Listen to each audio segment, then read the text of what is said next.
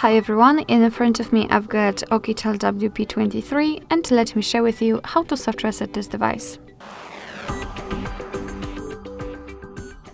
So the soft reset or force restart operation will be useful if for some reason your device stopped working properly.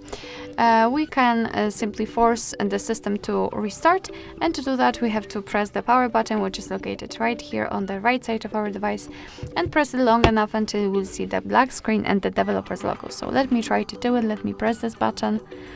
Of course, we've got this restart option, but let's pretend that we really cannot tap on it, so we have to do it kind of manually. As you can see, we've got the black screen, which is a really good sign. We've got also the developer's logo, so for sure we can release the finger, and now we have to simply wait because our device needs the time to be restarted.